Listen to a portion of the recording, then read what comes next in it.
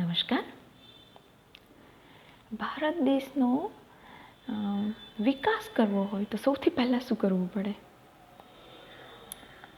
સૌથી પહેલી એની શરત છે વિકાસ કરવા માટેની કે સૌથી પહેલાં તો રાજનીતિની સત્તા એ બહુ જ પાવરફુલ છે.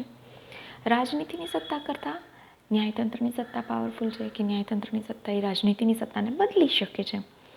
પણ આ બંને સત્તા કરતાં પણ વધુ પાવરફુલ છે એક સત્તા. એ કઈ? એ છે સૃષ્ટિની સત્તા. સૃષ્ટિની સત્તા એ સર્વોપરી છે. સૃષ્ટિની સત્તાને જો ઉથલાઈ પાડવામાં આવે તો ભારત દેશનો શું કોઈ પણ દેશનો વિકાસ શક્ય નથી. સૃષ્ટિની સત્તા શું છે?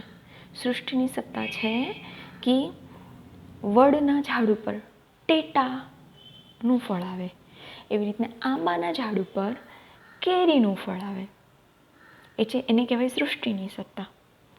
તમે આંબાનું ફળ લઈને વડના ઝાડ ઉપર લગાવો તો કદાચ ગમે તેમ કરીને તમે ચોંટાડી દેશો પણ એ ત્યાં વિકસિત નહીં થઈ શકે, પૂર્ણ વિકસિત નહીં થઈ શકે.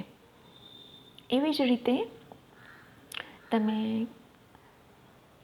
વડનું જે ફળ છે એને બીજા કોઈ વૃક્ષ પર લગાવી દો તો એ ત્યાં વિકસિત નહીં થઈ શકે.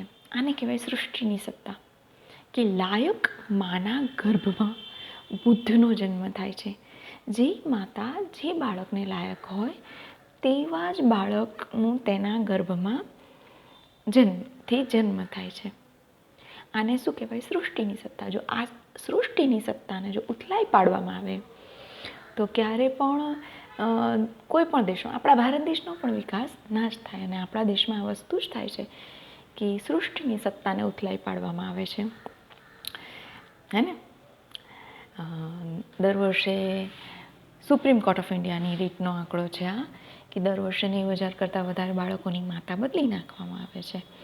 જે સારા મનુષ્ય સારી રીતે ઉછેર કરે, બાકી બહુ જ ખરાબ રીતે એનો માનવ વેપાર પણ થતો હોય છે. જે હોય તે માં એ બાળકનો પર્સનલ ગોડ કહેવાય.